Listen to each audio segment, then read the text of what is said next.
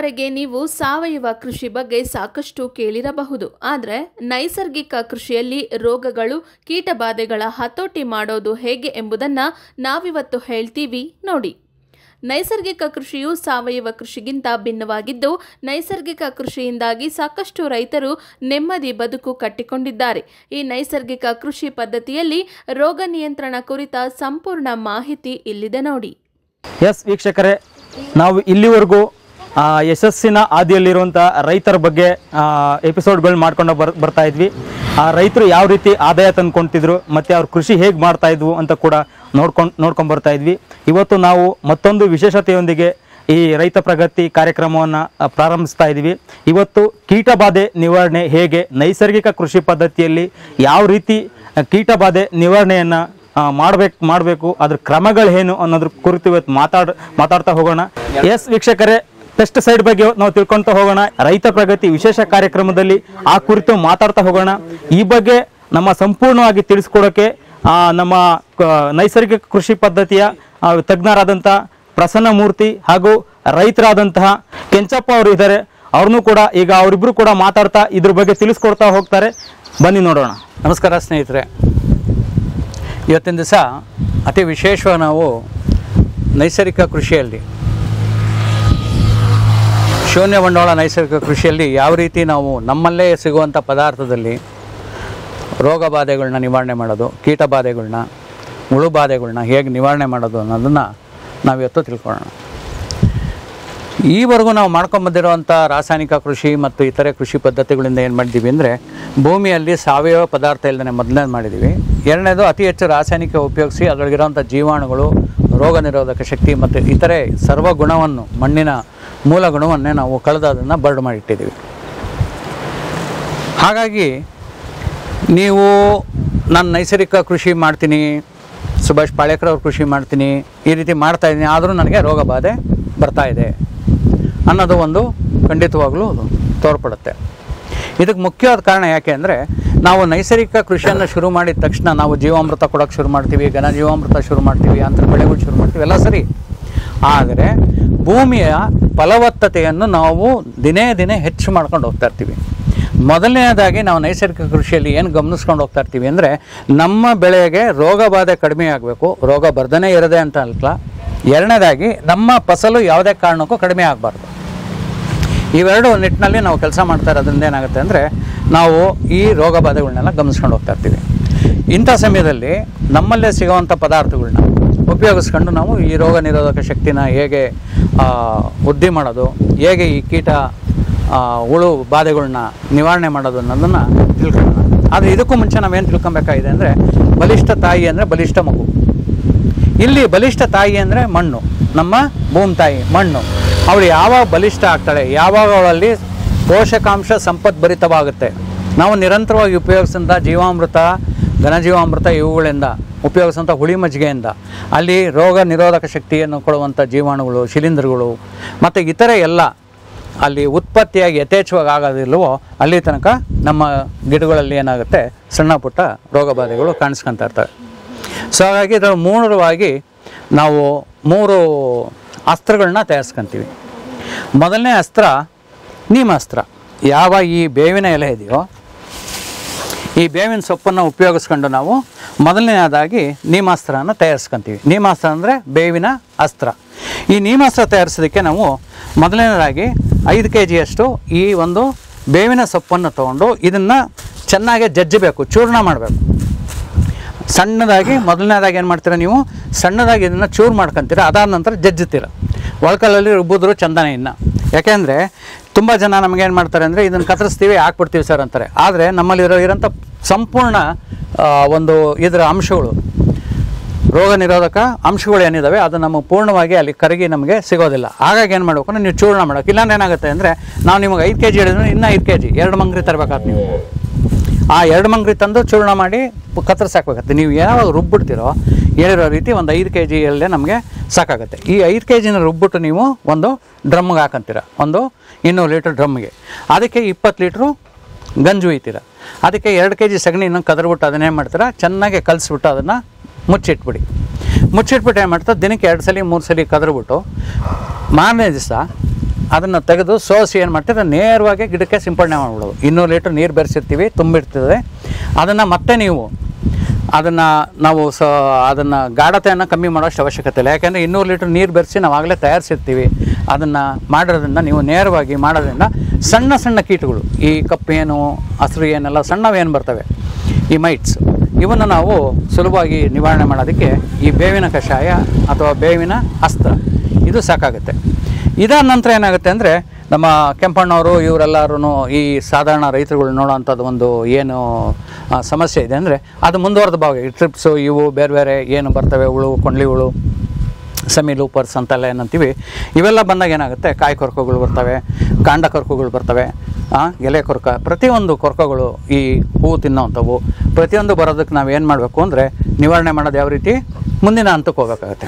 ಆದರೆ ಇಲ್ಲಿ ಮುಖ್ಯವಾಗಿ ನೀವು ಮಾಡಬೇಕಾಗಿರೋದು ಅಂದರೆ ನೀವು ರೋಗ ನಿರೋಧಕ ಶಕ್ತಿ ಅಥವಾ ಈ ಒಂದು ಕೀಟಗಳನ್ನ ನಿಯಂತ್ರಣ ಮಾಡಬೇಕು ಅಂದರೆ ಅಂತರ ಬೆಳೆಯನ್ನು ಬೆಳಿಬೇಕಾಗ್ತದೆ. ಹಾಗಾಗಿ ಏಕ ಬೆಳೆ ಪದ್ಧತಿ ಬಿಟ್ಟು ದಯವಿಟ್ಟು ಅಂತರ ಬೆಳೆಗಳು ಬೆಳೀರಿ. ಅಂತರ ಬೆಳೆ ಬೆಳೆಯೋದ್ರಿಂದ ನಮ್ಗೆ ಆಗುವಂಥ ಲಾಭಗಳೇನು ಏನಾಗ್ತವೆ ಅಂದರೆ ಯಾವುದೇ ಒಂದು ಕೀಟ ಬರುತ್ತೆ ಅಂದರೆ, ಈಗ ಉದಾಹರಣೆಗೆ ನಿಮಗೆ ಕೊಂಡ್ಲಿ ಹುಳ ಬರುತ್ತೆ. ಕೊಂಡ್ಲಿ ಹುಳ ಅಂದರೆ ಈ ಥರ ಗೇಣಿಡುತ್ತಲ್ಲ, ಗೇಣಿಟ್ಕೊಂಡು ಹೋಗುವಂಥ ಒಂದು ಹುಳ ಬರುತ್ತೆ. ಈ ಹುಳ ಬಂದಾಗ ನಾವೆಲ್ಲ ಏನು ಮಾಡ್ತೀವಿ, ಸಾಧಾರಣವಾಗಿ ಹೆದರ್ಕೊಂತೀವಿ.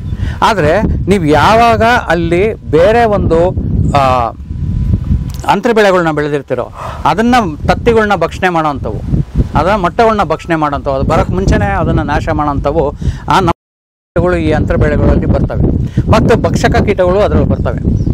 ಸೊ ಇದು ಬಂದಾಗ ಏನಾಗುತ್ತೆ, ನಮಗೆ ನಮ್ಮ ಮುಖ್ಯ ಬೆಳೆಗಳಿಗೆ ಆಗ್ತಿರೋಂಥ ದಾಳಿಗಳನ್ನ ತುಂಬ ನಿಯಂತ್ರಣ ಆಗುತ್ತೆ. ಯಾವಾಗ ನೀವು ಪೂರ್ತಿ ಬದುಗಳಲ್ಲಿ ನಾವು ಹೇಳಿರೋ ರೀತಿ ನಾವು ವಿವರಣೆ ಕೊಟ್ಟಿದ್ದೀವಿ, ಏನು ಪ್ರಗತಿ ಟಿ ವಿ ಇದರೊಳಗೆ ಕಾರ್ಯಕ್ರಮಗಳಲ್ಲಿ ಕೊಟ್ಟಿದ್ದೀವಿ, ಅದರ ಪ್ರಕಾರ ನೀವು ಬದುನಲ್ಲಿ ಬೆಳೆಗಳನ್ನ ಬೆಳೆಯೋದು ಮತ್ತು ಅಂತರ ಬೆಳೆಗಳು ಬೆಳೆಯೋದ್ರಿಂದ ತುಂಬ ನಿವಾರಣೆ ಆಗುತ್ತೆ.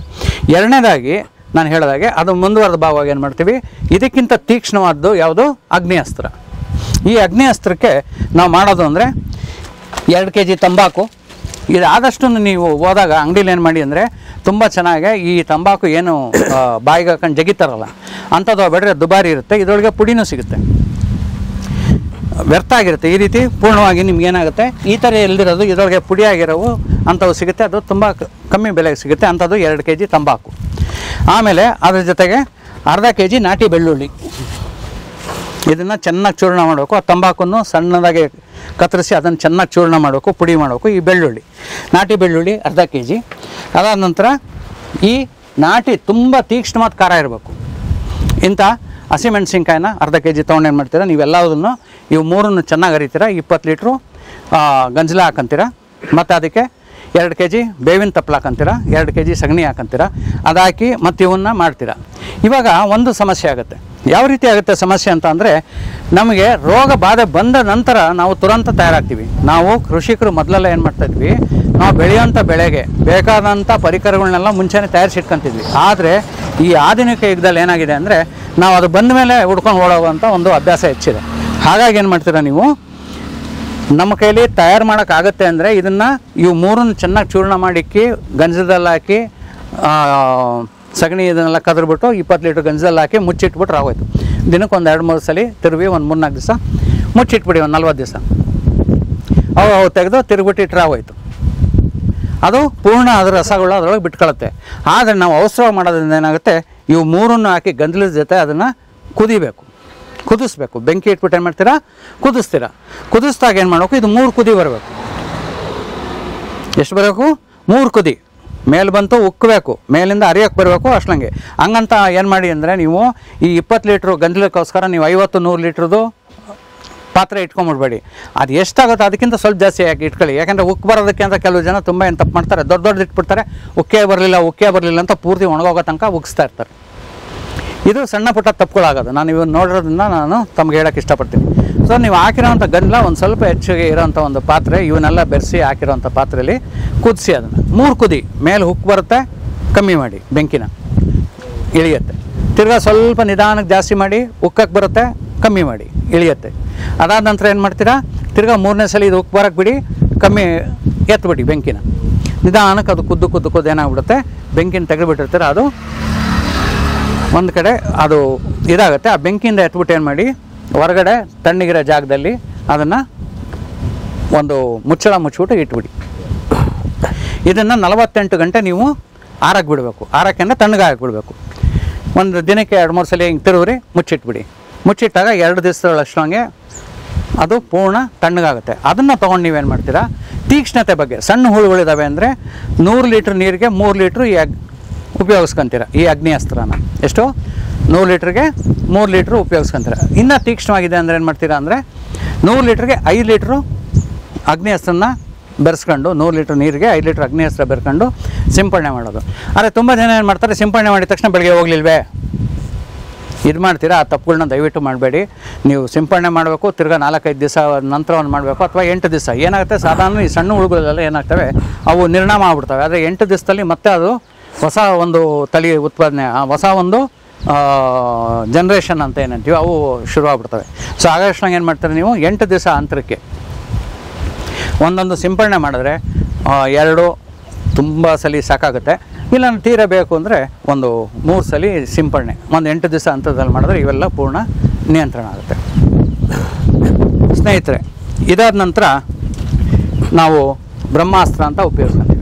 ಇವೆಲ್ಲ ಏನಾಗುತ್ತೆ ಅಂದರೆ, ನಾವು ಅಗ್ನಿಅಸ್ತ್ರ ಉಪಯೋಗಿಸ್ಕೊಂಡು ಮೇಲೆ ಬರೋವಂಥ ಕೀಟಗಳನ್ನೆಲ್ಲ ಒಂದು ನಿಯಂತ್ರಣಕ್ಕೆ ತರೋವಂಥದ್ದು, ನಮ್ಮ ಕಣ್ಣು ಕಾಣೋಂಥವನ್ನ ಮಾಡೋವಂಥ ಒಂದು ಪ್ರಕ್ರಿಯೆ.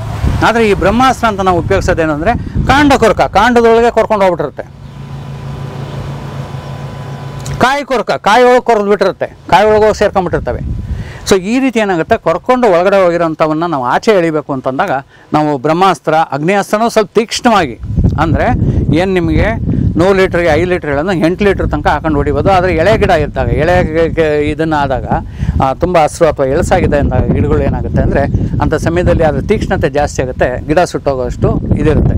ಹಾಗಾಗಿ ಅಂಥ ಸಮಯದಲ್ಲಿ ಏನು ಮಾಡ್ತಾರೆ, 5 ಲೀಟ್ರ್ ನಿಯಂತ್ರಣ ಮಾಡ್ತಾರೆ. ಅದು ದೊಡ್ಡ ದೊಡ್ಡ ಗಿಡಗಳು, ತುಂಬ ಗಿಡಗಳಲ್ಲಿ ದೊಡ್ಡದಾಗಿ ಆಗಿರೋವಂಥವು, ಅವು ಸಮಸ್ಯೆ ಬಂದಾಗ ನೀವು 3/4 ಲೀಟ್ರಿಂದ 1 ಲೀಟ್ರ್ ತನಕ, ಅಂದರೆ 8ರಿಂದ 10 ಲೀಟ್ರ್ ತನಕ ಒಂದು 100 ಲೀಟ್ರ್ ನೀರಿಗೆ ಬೆರೆಸ್ಕೊಂಡು ಅದನ್ನು ಸಿಂಪಡಣೆ ಮಾಡ್ಬೋದು. ಇದಾದ ನಂತರ ಸ್ನೇಹಿತರೆ, ನಾವು ಬ್ರಹ್ಮಾಸ್ತ್ರ ಮಾಡ್ಕೊತೀವಿ. ಬ್ರಹ್ಮಾಸ್ತ್ರಕ್ಕೆ ಇದೇ ಅಂಶಗಳನ್ನೇನಿದಾವೋ ಅದಕ್ಕೆ ಇದ್ರೊಳಗಿರೋವಂಥ 5 ಸೊಪ್ಪನ್ನು 2-2 kg ಅಷ್ಟು ಏನು ತೊಗೊಳ್ತೀವಿ. ತೊಗೊಂಬಿಟ್ಟು ಅದನ್ನು ಚೆನ್ನಾಗಿ ಜಜ್ಜಿಬಿಟ್ಟು ಅದನ್ನು 20 ಲೀಟ್ರ್ ಇದ್ರೊಳಗೆ ಹಾಕಿ ಗರ್ಜಲ್ಲಿ ಹಾಕಿ ಕುದಿಸೋದು, ಅಥವಾ 40 ದಿವಸ ಎತ್ತಿಡೋದು. ಏನು ಹೇಳಿದ್ನೋ ಅದೇ ರೀತಿ ಮಾಡ್ಕೊಂಡು 3 ಲೀಟ್ರಿಂದ 5 ಲೀಟ್ರ್ 100 ಲೀಟ್ರಿಗೆ ಬೆರೆಸ್ಕೊಂಡು ಕಾಂಡ ಕೊರ್ಕ, ಕಾಯಿ ಕೊರ್ಕ ಇವಕ್ಕೆಲ್ಲ ಸಿಂಪಡಣೆ ಮಾಡ್ಬೋದು. ನಮ್ಮ ಸ್ನೇಹಿತರಾದಂಥ ಕೆಂಪಣ್ಣವರು ಇವನ್ನೆಲ್ಲ ಉಪಯೋಗಿಸಿ ತಯಾರಿಸ್ತಾರೆ. ಅವರು ನಿಮಗೆ ಯಾವ್ಯಾವ ಸೊಪ್ಪು ಯಾವುದು ಅನ್ನೋದನ್ನು ನಿಮಗೆ ವಿವರಣೆ ಮಾಡಿ ಹೇಳ್ತಾರೆ. ಎಸ್ ವೀಕ್ಷಕರೇ, ನೈಸರ್ಗಿಕ ಕೃಷಿ ಪದ್ಧತಿಯಲ್ಲಿ ರೋಗ ನಿವಾರಣೆ ಮಾಡುವ ಕ್ರಮದ ಬಗ್ಗೆ ಮತ್ತಷ್ಟು ತಿಳಿದುಕೊಳ್ಳೋಣ. ಅಲ್ಲಿವರೆಗೂ ಒಂದು ಪುಟ್ಟ ವಿರಾಮ ತಗೊಂಡ್ಕೊಂಬರೋಣ.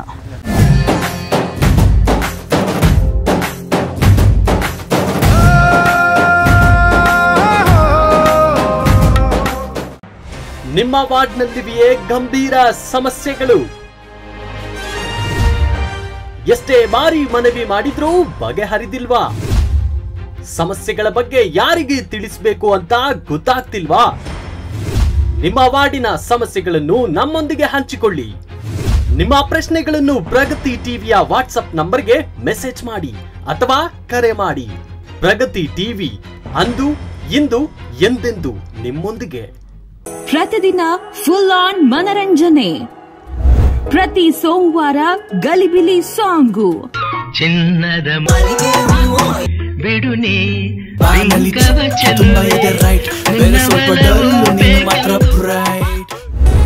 ಮಂಗಳವಾರ ಡಿಂಗ್ ಡಾಂಗ್ ಡೈಲಾಗು.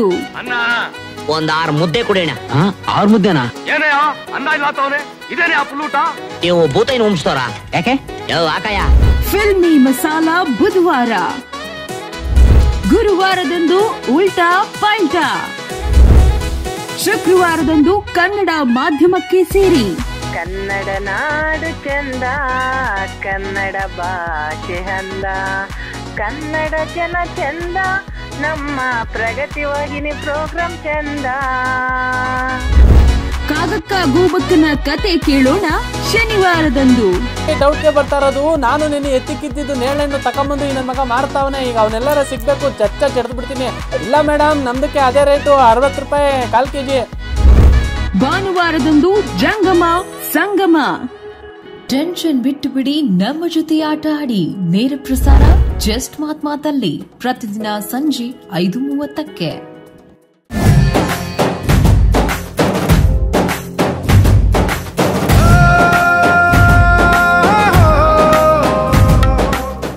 ಎಸ್ ವೀಕ್ಷಕರೇ, ಪುಟ್ಟ ವಿರಾಮದ ನಂತರ ಮತ್ತೆ ಈ ರೋಗ ನಿವಾರಣಾ ಕ್ರಮದ ಬಗ್ಗೆ ತಿಳ್ಕೊಳ್ಳೋಣ. ಈಗ ಮಾತಾಡ್ತಾ ಹೋಗ್ತಾರೆ, ನಿಮಗೂ ಕೂಡ ತಿಳಿಸ್ಕೊಡ್ತಾ ಹೋಗ್ತಾರೆ, ನೋಡೋಣ ಬನ್ನಿ.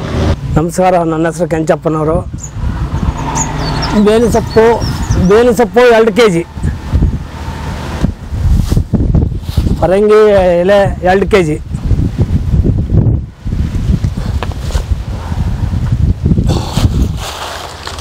ಇದು ಬುಕ್ಕಿ ಹಣ್ಣಿಂದು 2 kg, ಸೇಬೆಹಣ್ಣು ಅಂತಾರೆ. ಸೊ ಬಿಕ್ಕಿದು ಸೇಬೆಹಣ್ಣು ಅಂತೀವಿ ನಮ್ಮ ಭಾಗದಲ್ಲಿ. ಇದು ಎಕ್ಕೆ ಎಲೆ 2 kg. ಎಕ್ಕದ ಸೊಪ್ಪು ನೋಡಿರ್ತೀರಲ್ಲ, ಎಕ್ಕೆ ಎಲೆ ಅದು ಬಿಳಿ ಆಗ್ಬೋದು, ನೀಲಿ ಆಗ್ಬೋದು, ಯಾವ ಥರನೂ ಇದು ಮಾಡ್ಕೊಂಬಿಟ್ರೆ ಎಕ್ಕೆ ಗಿಡ. ಇದು ದಾಸವಾಳ, ಇದು ದಾಸವಾಳದು 2 kg, ದಾಸವಾಳದ 2 kg. ದತ್ತೂರಿ, ಇದು ದತ್ತೂರಿ 2 kg. ಇವೆಲ್ಲ ತೀಕ್ಷ್ಣವಾಗಿ ಅತಿ ವಿಷ ಇರೋಂಥ ಒಂದು ಗಿಡ ಆಗಿದೆ. ಇದನ್ನು ನಾವು ಉಪಯೋಗಿಸೋ ರೀತಿ ಗೊತ್ತಿದೆ ಅಂದರೆ ಸಾಕು. ನಾವು ದನಗಳಲ್ಲಿ ಸಾಕಷ್ಟು ಕಾಯಿಲೆಗಳ ನಿವಾರಣೆಗೆ ನಾವು ಉಪಯೋಗಿಸ್ತೀವಿ. ಮತ್ತು ಇದರ ಬೀಜ ಅತಿ ವಿಷ ಇರುತ್ತೆ ಅಷ್ಟೇ. ಮತ್ತು ಮಿಕ್ಕಿದ ಭಾಗ ಮನುಷ್ಯನಿಗಾಗಲಿ ಯಾರಿಗಾಗಲಿ ಅಂತ ತೀರ ಯಾವುದೂ ಸಮಸ್ಯೆ ಇರಲ್ಲ. ಆದರೆ ವಿಷ ಖಂಡಿತ ಮತ್ತು ಮುಳ್ಳಂತೂ ಇರುತ್ತೆ. ಹಾಗಾಗಿ ಇದನ್ನು ಕೀಳ ಹೋಗೋ ಮಾಡುವಾಗ ಸ್ವಲ್ಪ ಹುಷಾರಾಗಿ ನೀವು ಮಾಡಬೇಕಾಗುತ್ತೆ. ಇದು ಔಡ್ಲೆ ಎಲೆನೋ 2 kg. ಹರಳೆಣ್ಣೆ ಅಂತೀವಿ, ಹರಳೆಣ್ಣೆ ಮಾಡೋದಕ್ಕೆ ಕೂಡ ಉಪಯೋಗಿಸ್ತೀವಲ್ಲ ನಾವು. ಅದಕ್ಕೆ ಅದನ್ನು ಔಡ್ಲ ಅಂತ ಅಂತಾರೆ, ಅರಳು ಅಂತಾರೆ.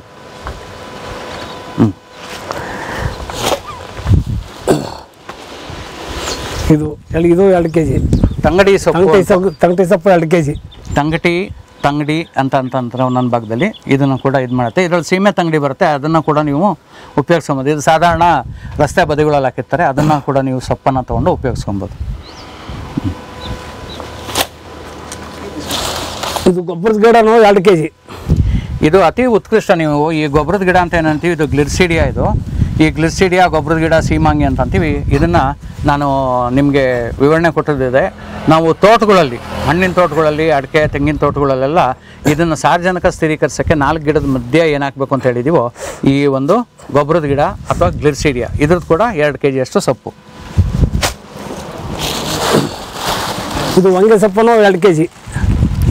ಕೆಂಚಣ್ಣವ್ರೆ, ಇಷ್ಟೊಂದು ನಾವು ಎಲ್ಲ ಸೊಪ್ಪುಗಳನ್ನ ನೀವು ತೋರಿಸಂದ್ರೆ ಜನ ಎದುರ್ಕೊಂಡ್ಬಿಡ್ತಾರೆ. ಸ್ನೇಹಿತರೆ, ಇದನ್ನ ಏನಾಗುತ್ತೆ ಅಂದರೆ ಈ ಎಲ್ಲ ಸೊಪ್ಪುಗಳು ನಿಮ್ಗೆ ಯಾಕೆ ತೋರಿಸಿದ್ದೀವಿ, ಒಂದೊಂದು ಭಾಗದಲ್ಲಿ ಒಂದೊಂದು ಥರ ಸಿಗ್ತಾ ಇರ್ತವೆ. ಹಾಗಾಗಿ ನಾವು ಬ್ರಹ್ಮಾಸ್ತ್ರ ಮಾಡ್ತೀವಿ ಅಂತ ನಿಮ್ಗೆ ಏನು ಹೇಳ್ತೀವಿ, ಅದರೊಳಗೆ ಈ ದೊರಕೋ ಅಂತ 10 ಸೊಪ್ಪನ್ನು ಮಾತ್ರ ತೊಗೊಂಡು 5 ಸೊಪ್ಪನ್ನು ತೊಗೊಂಡು ಮಾತ್ರ ನೀವು ಹಾಕೊಂಡು ನೀವು ತಯಾರು ಮಾಡ್ಕೊಳ್ಳೋದು. ಆದರೆ ಇದನ್ನೆಲ್ಲ ಹಾಕ್ಬೋದು ಅನ್ನೋದು ನಿಮ್ಗೆ ತೋರಿಸೋದಕ್ಕೆ ಇಷ್ಟೊಂದು ಥರ ಯಾವ್ಯಾವ ಹಾಕ್ಬೋದು ಅನ್ನೋದು ಇದೆ. ಇದು ಸೀತಾಫಲನೂ 2 kg. ಇದು ಕತ್ತಾಳಿನೂ 2 kg. ಕತ್ತಾಳಿ ಇದೆಲ್ಲ ಸಾಧಾರಣ ಬದುಗಳಲ್ಲಿ, ಊರುಗಳಲ್ಲಿ, ಹೊಲಗಳು ಸುತ್ತಲೂ ಕಾಡಿನ ಅಂಚುಗಳಲ್ಲೆಲ್ಲ ಹಾಕಿರ್ತಾರೆ. ಸಿಕ್ಕಿದ್ರೆ ಅದು ಹಾಕಿ, ತುಂಬ ಒಳ್ಳೆಯದು. ಇದು ಕಾಂಗ್ರೆಸ್ ಗಿಡ 2 kg. ಇದು ಬೇಟೆ ಸೊಪ್ಪನು 2 kg. ಬೇಟ ಗಿಡ ಅಂತ ಇದು ಧಾರ್ಮಿಕವಾಗಿ ತುಂಬ ಒಂದು ಇದಿದೆ. ಮತ್ತು ಇನ್ನೊಂದು ನಾವು ಸ್ನೇಹಿತರೆ ನಾವು ಇದು ಬಗೆ ಸೊಪ್ಪನು 2 kg. ಜ್ಞಾಪಕದಲ್ಲಿ ಏನು ಇಟ್ಕೊಬೇಕು ಅಂತಂದರೆ, ಈ ಯಾವುದ್ಯಾವುದು ನಾವು ಧಾರ್ಮಿಕವಾಗಿ ತುಂಬ ವಿಶೇಷವಾದ ಇದು ಕೊಟ್ಟಿದ್ದೀವೋ ಅದರೊಳಗೆ ಅತಿ ಹೆಚ್ಚು ಔಷಧಿ ಗುಣಗಳಿರ್ತವೆ. ಯಾವುದೇ ಹೂವು ಇರ್ಬೋದು, ಯಾವುದೇ ಒಂದು ಸೊಪ್ಪು ಅಥವಾ ಒಂದು ಗಿಡ ಮರ ನಾವು ಕೊಟ್ಟಿದ್ದೀವೋ ಅದು ಅತಿ ಹಸಿ ಶುಂಠಿನೂ 2 kg. ಮತ್ತು ನೀವು ಇದ್ರ ಜೊತೆಗೆ ಅರಳಿ ಗಿಡ ಸಿಗುತ್ತಲ್ಲ, ಏನು ಅರಳಿ ಸಿಗುತ್ತೋ ಅದ್ರದ್ದು ಒಂದು 2 kg ಇದ್ರೊಳಗೆ ಹಾಕೋದ್ರಿಂದ ಇನ್ನೂ ಉತ್ಕೃಷ್ಟವಾಗಿ ಸಿಗುತ್ತೆ ಅಂತ ನನ್ನ ಸ್ನೇಹಿತರಾದಂಥ ರಘು ಅದನ್ನು ಕಂಡಿಡ್ದಿದ್ದಾರೆ. ಹಸಿಮೆಣಸಿಕಾಯಿನೂ 2 kg. ಅದನ್ನು ಕೂಡ ನಾವು ಉಪಯೋಗಿಸ್ಬೋದು. ಇದು ಬಿಲ್ಪತ್ರನೂ 2 kg. ಬೆಳ್ಳುಳ್ಳಿನೂ 2 kg. ನಾಟಿ ಬೆಳ್ಳುಳ್ಳಿ, ಅದು ನಾಟಿ ಬೆಳ್ಳುಳ್ಳಿ, ನಾಟಿ ಹಸಿನದು.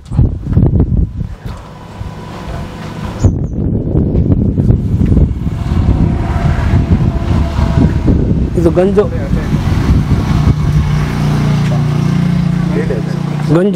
ನಾಟಿ ಹಸಿನ ಗಂಜು 10 ಲೀಟ್ರು. ಅದ್ರೊಳಗೆ 10 ಲೀಟ್ರ್ ಇದೆ. ನಾವು ಒಂದು ಅಸ್ತ್ರನ ತಯಾರಿಸ್ಕೊಬೇಕು ಅಂದರೆ ನಾವು 20 ಲೀಟ್ರು ಈ ನಾಟಿ ಹಸುವಿನ ಗಂಜಲ, ಅತಿ ಮುಖ್ಯವಾಗಿ ನಾಟಿ ಹಸುವಿನ ಗಂಜಲನ್ನು ಉಪಯೋಗಿಸಬೇಕಾಗುತ್ತೆ. ಸ್ನೇಹಿತರೆ, ಈಗ ನೀವು ಇದೆಲ್ಲ ಕಂಡಿರೋದು ಇಷ್ಟೊಂಥರ ಸೊಪ್ಪುಗಳನ್ನ ಒಟ್ಟಿಗೆ ಹಾಕ್ಬೇಕಂತ ನೀವು ಭಯ ಬೀಳೋಷ್ಟು ಅವಶ್ಯಕತೆ ಇಲ್ಲ. ಇವನ್ನೆಲ್ಲ ಹಾಕ್ಬೋದು. ಇದ್ರ ಜೊತೆಗೆ ಲಕ್ಳಿ ಸೊಪ್ಪು ಹಾಕ್ಬೋದು, ನೀವು ದಾಳಿಂಬೆ ಸೊಪ್ಪು ಹಾಕ್ಬೋದು. ಈ ರೀತಿ ನಿಮಗೆ ಕಾಣುವಂಥದ್ದು ನಮ್ಮ ಏನು ಮುಟ್ಟಿದ್ರೆ ಮುನಿ ಅಂತ ಅಂತೀವಲ್ಲ, ಟಚ್ ಮಿ ನಾಟ್, ಅದನ್ನು ಉಪಯೋಗಿಸ್ಕೊಬೋದು. ನೀವು ಸಾಕಷ್ಟು ನಿಮ್ಮ ಸುತ್ತಮುತ್ತಲು ಸಿಗುವಂಥ ಸೊಪ್ಪುಗಳಲ್ಲಿ, ಯಾಕೆಂದರೆ ಒಂದೊಂದು ಸೊಪ್ಪು ಒಂದೊಂದು ತೊಗೊಳ್ಳುವಂಥದ್ದು ಒಂದೊಂದು ಕ್ಷಮತೆ, ಒಂದೊಂದು ರಾಸಾಯನಿಕಗಳು ಮತ್ತು ಯಥೇಚ್ಛವಾಗಿ ಬೇರೆ ಬೇರೆ ಏನು ಕಾಂಪೌಂಡ್ಸ್ ಅಂತ ಅಂತೀವಿ ಅದರೊಳಗೆ ಯಥೇಚ್ಛವಾಗಿರ್ತವೆ. ಹಾಗಾಗಿ ನಾವು ಅದನ್ನು ಉಪಯೋಗಿಸ್ಕೊಂಡು ಮಾಡಿದಾಗ ಏನಾಗುತ್ತೆ, ಒಂದಲ್ಲ ಒಂದು ರೀತಿಯಲ್ಲಿ ನಮಗೆ ಎಲ್ಲ ಒಂದು ರೋಗ ಬಾಧೆಗಳು ನಿಯಂತ್ರಣ ಆಗುತ್ತೆ. ಸೊ ಹಾಗಾಗಿ ನೀವು ಇಷ್ಟೊಂದು ಬೇಕು ಅನ್ನೋದಿಲ್ಲ. ನಿಮಗೆ ಬೇಕಾಗಿರೋಂಥ ಒಂದು 10 ಇದರೊಳಗೆ ನೀವು ಆಯ್ಕೆ ಮಾಡಿ ನಿಮ್ಮ ಭಾಗದಲ್ಲಿ ಸಿಗೋವಂಥವು, ಅಥವಾ ತೀರಾ ಇದರೊಳಗಿರೋವನು ಎಷ್ಟೋ ಸಿಗೋಲ್ಲ. ತುಂಬ ಜನ ನಮ್ಮ ಕರೆ ಮಾಡ್ತಾರೆ, ನಮ್ಮಲ್ಲಿ ಬೇವಿಲ್ಲ, ನಮ್ಮಲ್ಲಿ ಅದಿಲ್ಲ, ನಿಮ್ಮಲ್ಲಿ ಇದಿಲ್ಲ. ನಿಮ್ಮಲ್ಲಿ ಸಿಗೋವಂಥದ್ದು ಇದು ಅಂತ ಇಲ್ಲ, ಇದರೊಳಗಿರೋದು ಎಷ್ಟಾಗುತ್ತೋ ಅಷ್ಟು ಹಾಕಿ. ಮಿಕ್ಕಿದ್ದು ನಿಮ್ಮಲ್ಲಿ ಸಿಗೋವಂಥ ಸೊಪ್ಪು ಗರ್ಕೆ ಹುಲ್ಲು ಸಿಗುತ್ತೆ, ಅದನ್ನು ಕಿತ್ಬಿಟ್ಟು ಹಾಕಿ ಅದರೊಳಗೆ. ಯಾವ ಥರನೂ ಅದೇನು ಸಮಸ್ಯೆ ಇಲ್ಲ. ಇದರಿಂದ ಹೆಚ್ಚೆಚ್ಚು ಲಾಭನೇ ಆಗುತ್ತೆ. ಇದಾದ ನಂತರ ಅತಿ ಮುಖ್ಯವಾಗಿ ನಮಗೆ ಎಲ್ಲ ರೋಗಗಳನ್ನ ನಿವಾರಣೆ ಮಾಡೋದು ಯಾವುದು ಅಂದರೆ ದಶಪರ್ಣಿ ಅಂತ. ಈ ದಶಪರ್ಣಿ ಅನ್ನೋದು ಅತಿ ಉತ್ಕೃಷ್ಟವಾದ ಒಂದು ಔಷಧಿ ಗುಣ ಇರೋವಂಥದ್ದು. ಸೊ ಇದರೊಳಗಿರೋವಂಥ ನೀವು 10 ಎಲೆಗಳು ತಗೊಂಡು ಮಾಡಾಕೋದು. ಮತ್ತು ಆ ದಶಪರ್ಣಿಗೆ ಏನೋ ತಂಬಾಕು, ಬೆಳ್ಳುಳ್ಳಿ, ಹಸಿಮೆಣಸಿನಕಾಯಿ ಮತ್ತು ಸಗಣಿ, ಗಂಜು ಇವನ್ನೆಲ್ಲ ಹಾಕಿ ಯಾವ ರೀತಿ ಅದೆಲ್ಲ ಎರಡಕ್ಕೂ ಹೇಳಿದ್ವು, ಅದೆರಡನ್ನು ಬೆರೆಸಿ ಇವುಗಳು 10 ಜೊತೆಗೆ 200 ಲೀಟ್ರ್ ನೀರು ಬೆರೆಸಿಟ್ಬಿಡೋದು. ಎಲ್ಲ 2 kg ತೊಗೊಂಡು ಚೂರ್ಣ ಮಾಡಿ 10 ಥರ, ಮತ್ತು 20 ಲೀಟ್ರ್ ಗಂಜು ಮತ್ತು ಇದನ್ನು ತೊಗೊಂಡು ಅದಕ್ಕೆ ಪೂರ್ತಿ ನೀರು ಬೆರೆಸ್ಬಿಟ್ಟು ಅದನ್ನೇನು ಮಾಡೋದು, ಇವೆಲ್ಲ ಚೂರ್ಣ ಮಾಡಿ ಅದನ್ನು 200 ಲೀಟ್ರ್ ಡ್ರಮ್ಮಲ್ಲಿ ನೀವು ತುಂಬಿಟ್ಬಿಟ್ಟು 40 ದಿವಸ ಇದನ್ನು ಬಿಡಬೇಕು. ಇದನ್ನು ಕಾಯಿಸೋಂಗಿಲ್ಲ. ನೀವು ಅಗ್ನಿಅಸ್ತ್ರ ಕಾಯಿಸ್ಬೋದು, ಬ್ರಹ್ಮಾಸ್ತ್ರ ಕಾಯಿಸ್ಬೋದು, ಆದರೆ ಈ ದಶಪರ್ಣಿನ ಕಾಯಿಸೋಂಗಿಲ್ಲ. ಅದನ್ನು 40 ದಿವಸ ನೀವು ಇವಾಗ ಬೆಳೆ ಹಾಕ್ತೀರಿ ಅಂತಂದರೆ, ಇವಾಗ ಯಾವುದಿದು ನಾವು ಸೆಪ್ಟೆಂಬರ್ ಮಧ್ಯಭಾಗದಲ್ಲಿದ್ದೀವಿ, ಅಕ್ಟೋಬರಲ್ಲಿ ಹಾಕ್ತೀವಿ ಅಂದರೆ ನಾವು ಕನಿಷ್ಠ ಕೊನೆಗೆ ಹಾಕ್ತೀವಿ ಅಂದರೆ ಕನಿಷ್ಠ ಅಕ್ಟೋಬರ್ ಮೊದಲನೇ ನಾವು ಶುರು ಮಾಡ್ಕೊಬೇಕು. ಯಾಕಂದರೆ ರೋಗಗಳು 15 ದಿವಸದಿಂದ 1 ವಾರ 15 ದಿವಸ ತಿಂಗಳಲ್ಲಿ ಶುರು ಆಗ್ಬಿಡ್ತವೆ. ಅದಕ್ಕೆ ಒಂದು 40 ದಿವಸ ಮುಂಚೆ ನಾವು ಈ ದಶಪರ್ಣಿ ತಯಾರು ಮಾಡಿ ಇಟ್ಕೊಂಡಿದ್ದೀವಿ ಅಂದರೆ ಉತ್ಕೃಷ್ಟ ಬರುತ್ತೆ. ಮತ್ತು ಈ ಏನು ನೇಮಾಸ್ತ್ರ ಅಂತ ಮೊದಲು ಹೇಳಿದ್ವಿ, ಅದೊಂದನ್ನು ಬಿಟ್ಟ ಅಂದರೆ ಅದನ್ನು ತೀಕ್ಷ್ಣವಾಗಿ 1 ವಾರ ಅಷ್ಟೊಂಗೆ ನೀವು ಅದನ್ನು ಉಪಯೋಗಿಸ್ಬಿಡಬೇಕಾಗುತ್ತೆ. ಆದರೆ ಏನು ಈ ಅಗ್ನಿಅಸ್ತ್ರ ಹೇಳಿದ್ದೀವಿ, ಬ್ರಹ್ಮಾಸ್ತ್ರ ಹೇಳಿದ್ದೀವಿ, ಇವಾಗ ಈ ದಶಪರ್ಣಿ ಹೇಳ್ತಾ ಇದ್ದೀವಿ, ಇವನ್ನ ನೀವು ಕನಿಷ್ಠ 6 ತಿಂಗಳು ಮುಚ್ಚಿಟ್ಬಿಡೋದು. 6 ತಿಂಗಳು ಉಪಯೋಗಿಸ್ಕೊಬೋದು. 6 ತಿಂಗಳ ತನಕ ನಾವು ಹೇಳಿರೋಂಥ ಪ್ರಮಾಣ 100 ಲೀಟ್ರಿಗೆ 3 ಲೀಟ್ರು, 100 ಲೀಟ್ರ್ 5 ಲೀಟ್ರು, ಅತಿ ಹೆಚ್ಚಿದೆ ಗಾಢವಾಗಿ ಹೊಡಿಬೇಕು ಅಂದರೆ 100 ಲೀಟ್ರ್ 8 ಲೀಟ್ರು. ಆದರೆ 6 ತಿಂಗಳಿಂದ ನಂತರ ಜಾಸ್ತಿ ಹಾಕೊಂಡು ಹೋಯ್ತು ಅಂದರೆ ಅದರೊಳಗೆ ಗಂಜಲ ಇದೆ, ಮತ್ತು ಇವನ್ನ ಹೆಚ್ಚೆಚ್ಚು ರಸ ಬಿಟ್ಕೊಂಡು ಇದಾಗಿರೋದ್ರಿಂದ ಏನಾಗುತ್ತೆ, ಹೆಚ್ಚು ಗಾಢವಾಗಿರುತ್ತೆ, ತೀಕ್ಷ್ಣವಾಗಿರ್ತವೆ. ಅವಾಗೇನು ಮಾಡೋಕ್ಕತ್ತೆ, ಪ್ರಮಾಣ ಕಮ್ಮಿ ಮಾಡುತ್ತೆ. 3 ಲೀಟ್ರ್ ಅನ್ನೋ ಜಾಗದಲ್ಲಿ 2 ಲೀಟ್ರ್, 5 ಲೀಟ್ರ್ ಅನ್ನೋ ಜಾಗದಲ್ಲಿ 3 ಲೀಟ್ರು, ಈ ರೀತಿ ಕಮ್ಮಿ ಮಾಡ್ಬೇಕಾಗುತ್ತೆ. ಯಾಕಂದರೆ ತುಂಬ ಗಾಢ ಆಗ್ಬಿಡುತ್ತೆ. 6 ತಿಂಗಳು ಆದ ನಂತರ ತುಂಬ ತೀಕ್ಷ್ಣ ಇರುತ್ತೆ ಅದು. ಸೊ ಹಾಗಾಗಿ ಯಾವುದೇ ಬೆಳೆಗೂ ಇನ್ಯಾವುದಕ್ಕೂ ತೊಂದರೆ ಆಗಬಾರ್ದು ಅನ್ನೋ ನಿಟ್ಟಿನಲ್ಲಿ ಅದನ್ನು ನಾವು ಸಾಂದ್ರತೆ ಅಥವಾ ಗಾಢತೆಯನ್ನು ಕಮ್ಮಿ ಮಾಡ್ಕೊಂಡು ನಾವು ಸಿಂಪಡಣೆ ಮಾಡಬೇಕಾಗುತ್ತೆ ಈ ರೀತಿ ಮಾಡೋದ್ರಿಂದ. ಆದರೆ ಮುಖ್ಯವಾಗಿ ಸ್ನೇಹಿತರೆ, ನೀವು ನೀರನ್ನು ನಿಯಂತ್ರಣ ಮಾಡಿ ಸಾಕು. ನೀರು ನಿಯಂತ್ರಣ ಮಾಡಿ. ಹೆಚ್ಚು ನೀರು ಕೊಟ್ಟ ಅಂದರೆ ಎಲ್ಲ ರೋಗಗಳು ಶುರು. ಅದನ್ನು ವಿಶೇಷವಾಗಿ ನಾವೆಲ್ಲ ವೀಡಿಯೋಗಳಲ್ಲೆಲ್ಲ ಸಾಕಷ್ಟು ಹೇಳಿದ್ದೀವಿ. ಮತ್ತು ಇವಾಗ ಅದನ್ನು ನಾನು ನಿಮ್ಮಲ್ಲೆಲ್ಲ ವಿನಂತಿ ಮಾಡೋದು ಒಂದಷ್ಟೇ, ದಯವಿಟ್ಟು ಜ್ಞಾಪಿಸ್ಕೊಳ್ಳಿ. ನೀವು ಆಗಲೇ ನೋಡಿರ್ತೀರ, ಪ್ರಗತಿ TV ನ್ಯಾಚುರಲ್ ಫಾರ್ಮಿಂಗ್ ಅಥವಾ ರೈತ ಪ್ರಗತಿ, ಕನ್ನಡದಲ್ಲಿ ರೈತ ಪ್ರಗತಿ ಅಂತ ಯೂಟ್ಯೂಬಲ್ಲಿ, ಇಂಗ್ಲೀಷಲ್ಲಿ ಅಂದಾಗ ಪ್ರಗತಿ TV ನ್ಯಾಚುರಲ್ ಫಾರ್ಮಿಂಗ್ ಅಂತ, ರೈತ ಪ್ರಗತಿ ನ್ಯಾಚುರಲ್ ಫಾರ್ಮಿಂಗ್ ಅಂತ ತೆಗೆದ್ರೆ ನಿಮಗೆ ಬರುತ್ತೆ. ಅಲ್ಲಿಂದ ತೊಗೊಂಡು ನೀವು ಅದರಲ್ಲಿ ನ್ಯಾಚುರಲ್ ಫಾರ್ಮಿಂಗ್ ಅಂತ ಹೋಗಿ ದಯವಿಟ್ಟು ಸಬ್ಸ್ಕ್ರೈಬ್ ಆಗಿ.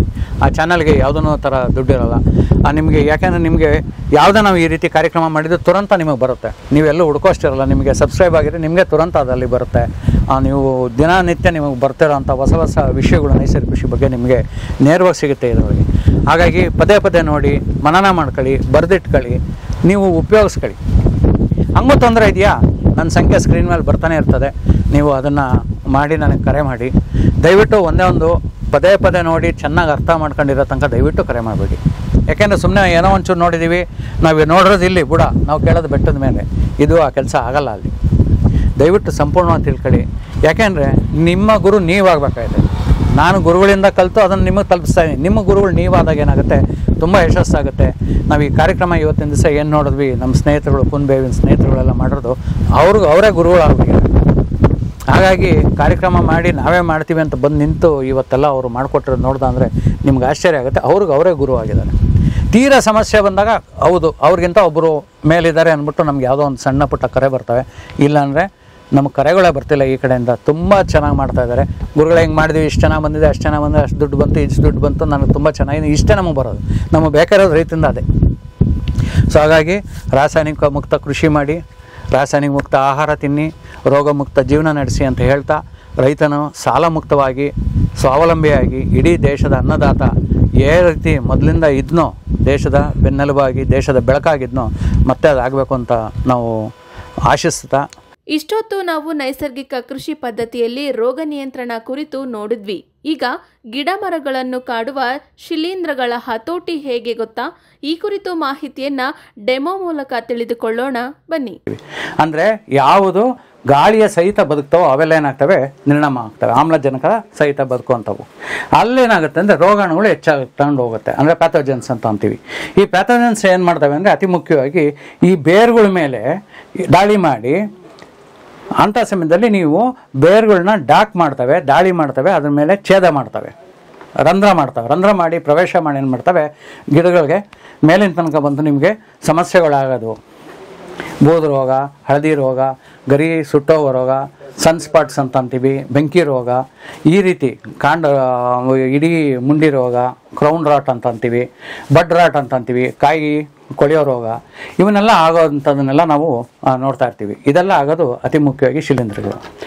ಗಿಡ ಬೆಳೀತಿರೋವಾಗ ಎಲೆ ಹಳದಿ ಆಗೋದು, ಎಲೆ ಮೇಲೆ ಕಂದು ಚಿಕ್ಕೆ ಬರೋದು, ಕಂದು ತೂತುಗಳಾಗೋದು, ರಂಧ್ರಗಳಾಗೋದು, ಮತ್ತು ಕಾಯಿಗಳು ಬಿದ್ದೋಗೋದು, ಹೂಗಳು ಬಿದ್ದೋಗೋದು, ಅಪಕ್ವ ಕಾಯಿಗಳು ಬಿದ್ದೋಗೋದು, ಇವೆಲ್ಲ ಆಗೋದೇನು ಅಂದರೆ ಶಿಲೀಂಧ್ರಗಳಿಂದ ಆಗುತ್ತೆ. ಅದು ಹೆಚ್ಚು ನೀರಿಂದ ಆಗುವಂಥ ಸಾಧಾರಣ ಸಮಸ್ಯೆ. ಆದರೂ ಕೂಡ ಕೆಲವು ಸಲ ಏನಾಗುತ್ತೆ, ನಾವು ನೀರನ್ನು ನಿಯಂತ್ರಣ ಮಾಡ್ತಾಯಿದ್ರು ಕೂಡ ನಾನು ಮೊದಲೇ ಹೇಳಿದಾಗೆ ನಿಮಗೆ ಯಾವಾಗ ಮಣ್ಣಿನಲ್ಲಿ ಮಣ್ಣು ಬಲಿಷ್ಠ ಆಗಿಲ್ವೋ, ರೋಗ ನಿರೋಧಕ ಶಕ್ತಿ ಬಂದಿಲ್ವೋ ಗಿಡಗಳಿಗೆ, ಅಂಥ ಸಮಯದಲ್ಲಿ ಏನಾಗುತ್ತೆ, ಈ ದಾಳಿಗಳಾಗ್ತವೆ. ಇದಕ್ಕೆ ನಾವು ಅತಿ ಉತ್ಕೃಷ್ಟವಾದ ಒಂದು ಮದ್ದಿದೆ ಅಂತ ಅಂದರೆ ಅದು ಈ ಹುಳಿ ಮಜ್ಜಿಗೆ, ನಾಟಿ ಹಸುವಿನ ಮಜ್ಜಿಗೆಯನ್ನು ಉಪಯೋಗಿಸ್ಕೊಂಡು ನಾವು ಇವನ್ನೆಲ್ಲ ನಾಶ ಮಾಡ್ಬೋದು. ಇದು ಮುಖ್ಯವಾಗಿ ಯಾಕೆ ಇಷ್ಟೊಂದು ಕೆಲಸ ಮಾಡ್ತೀವಿ, ಯಾಕೆ ನಾಟಿ ಹಸುದೇ ಬೇಕು ಅಂತ ಅಂತೀವಿ. ನಾವು ಜೀವಾಮೃತ ಮಾಡೋದಕ್ಕೂ ಅಷ್ಟೇ, ಬೀಜಾಮೃತ ಮಾಡೋದಕ್ಕಷ್ಟೇ ಅದರೊಳಗೆ ನಾಟಿ ಹಸುವಿನ ಸಗಣಿ ಗಂಜು ಸೇರಿಸಲೇಬೇಕು ಅಂತ ಹೇಳ್ತೀವಿ. ಯಾಕೆಂದರೆ ಹಾಲು ಕರೆಯುವಂಥ ಸ್ಥಿತಿಯಲ್ಲಿರುವಂಥ, ಹಾಲು ಕರೆದಿರುವಂಥ ಹಸುಗಳಲ್ಲಿ ಏನಾಗುತ್ತೆ, ಲ್ಯಾಕ್ಟೋಬೆಸಿಲಸ್, ಈ ಬೆಸಿಲಸ್ಸು ಪ್ರಭೇದಗಳು ಹೆಚ್ಚು ಇರೋದ್ರಿಂದ ಲ್ಯಾಕ್ಟೋಬೆಸಿಲಸ್ಸು ಆರ್ಬುದ ರೋಗ, ಕ್ಯಾನ್ಸರ್ ಕೂಡ ಅಮೃತವಾದ ಅಥವಾ ವಿಶೇಷವಾದ ರಾಮಬಾಣ ಅಂತ ನಾವು ತಿಳಿದೀವಿ. ಅಂಥ ರೋಗ ನಿರೋಧಕ ಶಕ್ತಿ ಇರೋದು ಹೆಚ್ಚೆಚ್ಚು ಇದರೊಳಗೆ ಹುಳಿ ಮಜ್ಜಿಗೆಲಿರೋದ್ರಿಂದ ಅದು ಸಿಂಪಡಣೆ ಮಾಡೋದ್ರಿಂದ ಸಾಕಷ್ಟು ನಮಗೆ ಅನುಕೂಲ ಆಗುತ್ತೆ. ಈ ಶಿಲೀಂಧ್ರ ನಾಶಕ ಮಾಡಬೇಕು ಅಂತಂದಾಗ ನಾವೇನು ಮಾಡ್ತೀವಿ ಅಂದರೆ, 1 ಲೀಟ್ರ್ ಹಾಲು, ನಾಟಿ ಹಸುವಿನ ಹಾಲನ್ನ ತೊಗೊಂಡು ಏನು ಮಾಡಬೇಕು, 1-2-3 ಚಮಚ ನೀವು ಹೆಪ್ಪಾಕಿ, ನಾಟಿ ಹಸುವಿನ ಮೊಸರಿಂದೇ ಆಗಬೇಕು, ನಾಟಿ ಹಸು ಮಜ್ಜಿಗೆ ಅಥವಾ ಮೊಸರನ್ನು ಉಪಯೋಗಿಸ್ಕೊಂಡು ಹೆಪ್ಪಾಕಿ ಬೆಳಗ್ಗೆ ಏನು ಮಾಡ್ತೀರಾ ತೆಗೆದು ಕಡ್ದು ಏನು ಮಾಡ್ತೀರಾ, ಬೆಣ್ಣೆ ತೊಗೊಳ್ಳಿ. ಬೆಣ್ಣೆ ತೊಗೊಂಡು ಆ 1 ಲೀಟ್ರನ್ನ ಕಡ್ದಿರೋಂಥ ಮಜ್ಜಿಗೆಯನ್ನು ಏನು ಮಾಡ್ತೀರಾ, ಈ ರೀತಿ ತಾಮ್ರದ ಪಾತ್ರೆ ಒಳಗೆ ಹಾಕಿಡಿ. ಇಲ್ಲ ಅಂದರೆ ಬೇರೆ ಯಾವುದಾನ ಪಾತ್ರೆ ಆದರೂ ಸರಿ, ಈ ಥರ ಪ್ಲಾಸ್ಟಿಕ್ ಪಾತ್ರೆ, ಡ್ರಮ್ ಆಗ್ಬೋದು ನಿಮಗೆ, ಅಥವಾ ಅಲ್ಯೂಮಿನಿಯಮ್ಮು, ಇಂಡಾಲಿಯಮ್ಮು, ಬೇರೆ ಯಾವುದಿದಾವೋ ಅದರೊಳಗೆ ಹಾಕಿಡಿ. ಮಣ್ಣಿಂದ್ರೊಳಗೆ ಹಾಕಿಡ್ಬೇಡ್ರಿ, ಯಾಕೆಂದರೆ ಅದರೊಳಗೆ ಹುಳಿ ಬರೋದಕ್ಕೆ ತಡ ಆಗುತ್ತೆ. ಇಂಥ ಸಮಯದಲ್ಲಿ ಏನು ಮಾಡ್ತೀರಾ, ತಾಮ್ರದಲ್ಲಿ ಬಿಟ್ಟು ನೀವು ಬೇರೆ ಯಾವುದಕ್ಕನ ಹಾಕ್ತೀನಿ ಅಂದಾಗ, ನಮ್ಮಲ್ಲಿ ತಾಮ್ರದ ಪಾತ್ರೆ ಇಲ್ಲ ಅಂದಾಗ ಈ ರೀತಿ ಪ್ಲಾಸ್ಟಿಕ್ ಅಥವಾ ಬೇರೆ ಪಾತ್ರೆಗಳಲ್ಲಿ ಹಾಕಿದಿರಿ ಅಂದಾಗ, ಒಂದು ಸಣ್ಣದು ತಾಮ್ರದ್ದು ಒಂದು ಚಮಚ ಇರ್ಬೋದು, ಒಂದು ಲೋಟ ಇರ್ಬೋದು, ಒಂದು ಸಣ್ಣ ತಂಬಿಗೆ ಇರ್ಬೋದು, ಅದರೊಳಗೆ ಹಾಕಿಬಿಟ್ಬಿಡಿ. ಯಾಕೆಂದರೆ ಅದರೊಳಗೆ ಕಾಪರ್ ಸಲ್ಫೇಟ್ ಇರುತ್ತೆ. ಅದು ಉತ್ಕೃಷ್ಟವಾದ ಶಿಲೀಂಧ್ರ ನಾಶಕ ಇರೋದ್ರಿಂದ ಈ ಹುಳಿ ಮಜ್ಜಿಗೆ ಜೊತೆಗೆ ಅದನ್ನು ಸೇರ್ಕೊಂಡು ಏನಾಗುತ್ತೆ, ಇನ್ನು ಅದರ ತೀಕ್ಷ್ಣತೆ, ಅದರ ಪರಿಣಾಮಕಾರಿ ಒಂದು ನಮಗೆ ಪರಿಣಾಮ ಸಿಗುತ್ತೆ. ಹಾಗಾಗಿ ಏನು ಮಾಡ್ತೀರಾ ಅಂದರೆ, ಬೆಳಗ್ಗೆ ಕಡ್ದಿರೋ ಅಂಥ ಆ 1 ಲೀಟ್ರ್ ಮಜ್ಜಿಗೆನ ಏನು ಮಾಡ್ತೀರಾ, ಈ ತಾಮ್ರದೊಳಗೆ ಇದರೊಳಗೆ ತೊಗೊತೀರಾ. ಅದಕ್ಕೆ 4 ಲೀಟ್ರ್ ನೀರು ಬೆರೆಸ್ತೀರಾ. 4 ಲೀಟ್ರ್ ನೀರು ಬೆರೆಸಿ ಚೆನ್ನಾಗಿ ತಿರುಗಿಬಿಟ್ಟು ಮುಚ್ಚಿಟ್ಬಿಡಿ. ಬೆಚ್ಚಗಿರೋ ಜಾಗದಲ್ಲಿ ಇಡ್ರಿ. ನೋಡಿರಿ, ಇವರು ಇವಾಗ ಇಟ್ಟಿದ್ದಾರೆ, ಇಲ್ಲಿ ಬೆಚ್ಚಗಿದೆ, ಯಾವುದೇ ರೀತಿ ನಮಗೆ ಥಂಡಿ ಆಗೋದಿಲ್ಲ. ಈ ರೀತಿ ಬೆಚ್ಚಗಿರೋ ಜಾಗದಲ್ಲಿ ಇಟ್ಟು ಮುಚ್ಚಿಟ್ಬಿಡಿ. ಅದನ್ನೇನು ಮಾಡ್ತೀರಿ ಅಂದರೆ, 3-4 ದಿವಸ ನೀವು ಬಿಟ್ಟಿದ ತಕ್ಷಣ ಏನಾಗುತ್ತೆ, ಅತಿ ತೀಕ್ಷ್ಣವಾದ ಹುಳಿ ಬರುತ್ತೆ. ನಾವು ಸುಮ್ಮನೆ ಎತ್ಕೊಂಡು ಒಂದು ನಾಲ್ಗೆ ಮೇಲೆ ಹಿಂಗೆ ಹಾಕಿದ್ವಿ, ನೆಟ್ಟಂಗೆ ಅಂತ ಎಲ್ಲ ಕಣ್ಣು ಗಿಣ್ಣು ಕಿವಿಯೆಲ್ಲ ಒಂದು ಜುಮ್ ಅಂತ ಅಂದ್ಬಿಡುತ್ತೆ. ಅಂಥ ಬಂದಿರೋ ಸಮಯದಲ್ಲಿ ಏನಾಗುತ್ತೆ, ಅಷ್ಟು ಲೊಟ್ಟೆ ಆಗಿರೋಂಥ, ಅಷ್ಟು ಹುಳಿ ಆಗಿರೋದನ್ನು ತೊಗೊತೀರ. ಅದನ್ನು ಸೋಸಿ 1 ಲೀಟ್ರಿಗೆ ಈ ಸೋಸಿರ ಅಂದರೆ 1 ಲೀಟ್ರು ಹಾಲನ್ನು 1 ಲೀಟ್ರ್ ಮಜ್ಜಿಗೆ ಮಾಡಿ ಅದಕ್ಕೆ 4 ಲೀಟ್ರ್ ಹಾಕಿ 5 ಲೀಟ್ರ್ ಏನು ಮಜ್ಜಿಗೆ ಮಾಡ್ಕೊಂಡು 3-4 ದಿವಸ ಶೇಖರಣೆ ಮಾಡಿದಿರೋ, ಹೆಚ್ಚು ಹುಳಿ ಬಂದಿರೋ ಅಂಥ ಆ ಮಜ್ಜಿಗೆನ 1 ಲೀಟ್ರಿಗೆ 20 ಲೀಟ್ರ್ ನೀರು, 5 ಲೀಟ್ರ್ ಮಜ್ಜಿಗೆ ಏನು ಮಾಡ್ಕೊಂಡ್ರೆ ಅದಕ್ಕೆ 100 ಲೀಟ್ರ್ ನೀರು ಬೆರೆಸ್ಕೊಂಡು ಚೆನ್ನಾಗಿ ಕದರ್ಬಿಡಿ. ಮೊದಲೇ ಏನು ಮಾಡಿ ಅಂದರೆ ನೀವು 5 ಲೀಟ್ರನ್ನ 20 ಲೀಟ್ರ್, 1 ಲೀಟ್ರಿಗೆ 20 ಲೀಟ್ರ್ ಅಥವಾ 5 ಲೀಟ್ರ್ 100 ಲೀಟ್ರ್ ಹಾಕೊಂಡು ಕೂತ್ಕೊಂಡು ಆಮೇಲೆ ಸೋಸೋಕೆ ಹೋಗಬೇಡಿ, ಕಷ್ಟ ಆಗುತ್ತೆ. ಈ 5 ಲೀಟ್ರ್ ಏನು ಮಾಡಿದ್ರು ತಿಳಿಯಾಗಿ ಮೇಲಿಂದ ನಿಧಾನಕ್ಕೆ ಕುಯ್ದುಬಿಟ್ಟು ನೀವು ಮೊದಲೇ ಸೋಸ್ಕೊಂಬಿಡಿ. ಅದ ನಂತರ ನೀರು ಬೆರೆಸ್ಕೊಂಬಿಟ್ಟಾಗ ನಾವು ಈ ಪೂರ್ತಿ 100 ಲೀಟ್ರನ್ನ ನಾವು ಏನು ಸೋಸಬೇಕು ಅನ್ನೋದಿರಲ್ಲ, ಫಿಲ್ಟರ್ ಮಾಡಬೇಕು ಅನ್ನೋದಿರಲ್ಲ, ಮಾಡ್ಕೊಂಡು ನೀವು ಗಿಡಗಳಿಗೆ ಸಿಂಪಡಣೆ ಕೊಡ್ಬೋದು. ನೋಡಿ, ತೀಕ್ಷ್ಣತೆ ಮೇಲೆ ಅತಿ ಹೆಚ್ಚು ಚಳಿ ಇದೆ ಅಂದರೆ ವಾರಕ್ಕೊಂದ್ಸಲಿ ನೀವು ಕೊಡ್ಬೋದು. ಇಲ್ಲ ಅಂದರೆ ಒಂದೇ ಒಂದು ಸಿಂಪಡಣೆಗೆ ಈ ಮೊದಲನೇ ಹಂತದಲ್ಲೇ ಬಂದಿರೋವೆಲ್ಲ ಖಾಲಿ ಆಗಿಬಿಡ್ತವೆ. ನೀವು ಜೀವಾಮೃತನ ಸಿಂಪಡಣೆ ಮಾಡ್ಬೋದು. ಒಂದು ಹುಳಿ ಮಜ್ಜಿಗೆ ಸಿಂಪಡಣೆ, ಅದಾದ ನಂತರ ಒಂದು ಜೀವಾಮೃತ ಸಿಂಪಡಣೆ, ಮತ್ತೊಂದು ಹುಳಿ ಮಜ್ಜಿಗೆ ಸಿಂಪಡಣೆ, ಈ ರೀತಿ 3 ಸಲ ಕೊಟ್ಟರೆ ಈ ಶಿಲೀಂಧ್ರ ರೋಗಗಳೆಲ್ಲ ಪೂರ್ಣವಾಗಿ ನಿವಾರಣೆ ಆಗುತ್ತೆ. ವೀಕ್ಷಕರೇ, ನೈಸರ್ಗಿಕ ಕೃಷಿ ಪದ್ಧತಿ ರೈತನ ಜೀವಾಳವಾಗಬೇಕು. ಯಾಕಂದರೆ ಇದರಿಂದ ಶೂನ್ಯ ಬಂಡವಾಳ ಕೂಡ ಇರುವಂಥದ್ದು. ಶೂನ್ಯ ಬಂಡವಾಳದಿಂದ ನೈಸರ್ಗಿಕ ಕೃಷಿ ಪದ್ಧತಿಯಿಂದ ರೈತರು ಕೂಡ ಯಶಸ್ಸು ಕಾಣ್ಬೋದು. ನಮ್ಮಲ್ಲೇ ಸಿಗುವಂಥ ಗಿಡ ಸೊಪ್ಪು ಸದೆಗಳನ್ನು ಬಳಸಿ ಆ ರೋಗ ನಿಯಂತ್ರಣದ ಔಷಧಿಗಳನ್ನ ತಯಾರಿಸಿ ನೀವು ಕೂಡ ರೋಗ ನಿಯಂತ್ರಣ ಮಾಡಿಕೊಂಡು ಕೃಷಿಯಲ್ಲಿ ಯಶಸ್ಸು ಅಂತ ಹೇಳ್ತಾ ಇವತ್ತಿನ ಈ ಒಂದು ರೈತ ಪ್ರಗತಿ ವಿಶೇಷ ಕಾರ್ಯಕ್ರಮವನ್ನು ಮುಗಿಸ್ತಾ ಇದ್ದೀವಿ. ನೋಡ್ತಾ ಇರಿ, ಇದು ಪ್ರಗತಿ ಟಿವಿ, ನಿಮ್ಮಿಂದ ನಿಮಗಾಗಿ.